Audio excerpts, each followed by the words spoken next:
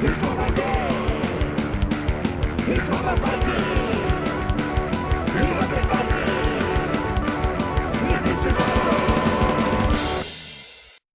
Hey everyone, here I am, Undead Viking. This is gonna be kind of a quicker video for me anyway.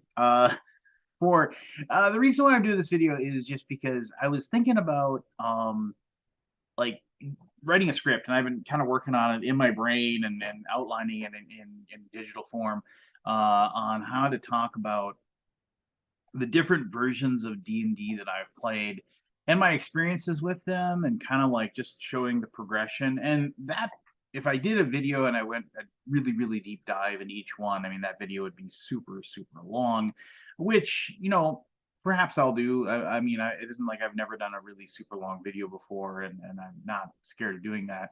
It's just I don't know what value most people would get out of that. But uh, what I was thinking about actually was I was thinking about editions, and how people have certain editions that they love and certain editions that they are just kind of are the thing that they want to play, and how there tends to be kind of a little nose downturn on people that play certain editions. And I am definitely um, one of those people that has done that at some point in my life. I've definitely thought of fourth edition to be one of the worst versions of D&D possible, but it is still played today by a great number of people that have a great love for that fourth edition. And in a way, I kind of understand why they like it. And then when I started thinking about all kinds of different editions that I've played, and all the uh, different clones of the D&D rules that I've played, and all of like the OSR clones I've played, and all of the other role playing games I've played. I kind of started thinking back to the fact that when I was a kid, and this is obviously a long time ago, as a 51-year-old man, as at the time of this recording, uh, when I was in middle school and high school, so we're talking, early 80s. I apologize. I have a dog kind of scuffling around over there, so if you hear some noise in the background. But anyway, um, so in the 80s, so I was born in 1971. I first started playing D&D in the late 70s. I don't remember the exact year. I'm guessing it was 78, 77. That's when the game got introduced to me. But in the 80s is when it really blew up for me. I started running games myself. I started playing games. I started playing games of D&D with the people that I still play D&D with right now. And that was around a bunch of, I'm guessing I was 13, 14, and like a couple of the guys I played D&D with are a year older than me. They were a grade ahead of me. So they would have been 15 or 16, depending upon the ages. But it's one of those things where uh, we were playing D&D, and we played Beckme, which at that point it was just Dungeons and Dragons to us, or the Red Box basic set, or basic D&D, or we were playing AD&D. It kind of waffled back and forth a lot, depending upon who was running it, what people wanted to play at that time, what have you. What we ended up kind of doing, though, around that time is that we started incorporating all kinds of house rules, which is something I think everybody should do. I mean, honestly, it's one of those things where probably the only thing that really rankles my fur a little bit about now when I hear about people talking about playing fifth edition D&D a certain way, or that way, or this way, or that way, or this way, the only thing that actually makes me go ugh is that when you hear these oh, according to the rules XYZ, this I can do this and this, and it just sounds absolutely ridiculous. And then you just have these stupid arguments between people that are like, oh, well, if I was the DM, I wouldn't allow that. Then you have somebody saying, well, it's like, if it isn't in the rules, then why do you just get to decide that you can't do that, and what have you? And then you have people, well, because the DM word is law. And then you have the whole situation where it's like, no, playing Dungeons and Dragons should be a collaborative effort between the players and the DM, trying to create a story that everybody else can enjoy.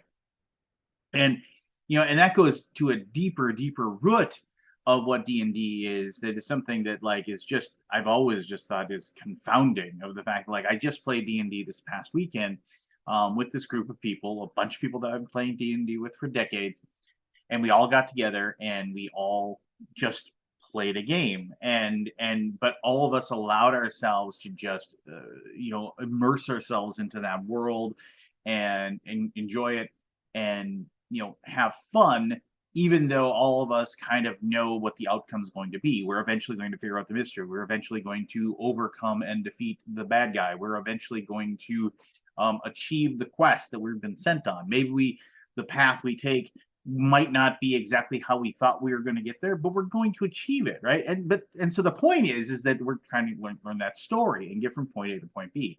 And I guess where I'm getting to this is that when we were younger, there were just certain rules we didn't like. We really despised the fact that like there weren't more healing spells for the clerics. So we just incorporated the fact that there was a healing spell for clerics for every level, and then you just took the level of that healing spell, and that's how many d8s you got to roll. And I think that's what everybody did. I mean, it was just one of those things people just incorporated into their rules, and they just played it in a certain way because that's something they liked. I mean, that's just one thing.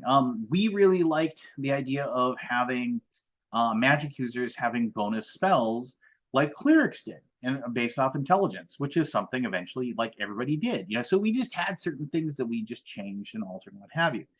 But then, and I distinctly remember this, there was like I was in high school. I think I was a freshman, and my buddies Craig and Jason and my buddy Jeff, who I've lost track of, unfortunately. But we were sitting around talking about D&D one day, either in school at a study hall or after school. And we just came up with this idea of why can't we just write out all our own rules that we really enjoy? And then we just like, okay, so we're going to write all our, and of course, this wasn't really computers or anything like that. So, we hand wrote them all out. And so then, somebody who had access to a photocopier photocopied those pages, and then everybody had a sheet of those. And it was like, these are our rules. And then those rules became like, well, why don't we actually like come up with our own variations of the different classes? And then we started doing that. And then we were like, why don't we come up with our own variations of the different races, things that we think we should change and alter as far as races. And then that became that. And then they were like, well, there's certain spells we don't like how they work. Let's change those. And then eventually we were like, well, we need to just actually write all this stuff out and actually like make our own system. And that was, like I said, there were like four of us, and I'll fully admit, Craig and Jason did the heavy lifting. We all just kind of decided that we're just going to make our own Dungeons and Dragons. And I think it was Jeff, I'm not sure, suggested that we called it ED&D, which was Enhanced Dungeons and Dragons. And so when people ask me, what version of D&D do you play? I have played all of them, but what we always go back to is we go back to ED&D, and to this day, and this is my rule book. This is my ED&D Player's Guide version 1.0, and the version 1.0 is for the newest version. So it's kind of weird. So we played ED&D in high school constantly. And then we kind of went away from it for a while and just went back to AD&D because we were arguing about the rules all the time. And eventually somebody said, let's just play by AD&D rules then, with a couple of caveats, the healing spells and what have you. But then we're just going to play AD&D because it's something we all know, and we can't argue about which rule should be what and how we should do things. But then as time went on, I remember like Jason went away to college. He went to Reed College, and but when he was gone, everybody kind of exchanged emails and stuff like that, and then we were like, we need to come up with another version of role playing. And of course we called it for a while Code U, which was the ultimate role playing game, which of course illusions of grandeur in our heads.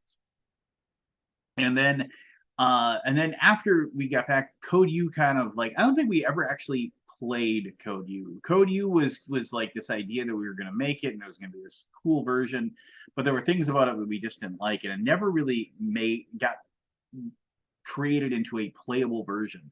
But what we did play is we played a game called Fantasy, and we just called it Fantasy. That was, I think, because it's fantasy role playing. It had nothing to do with D&D.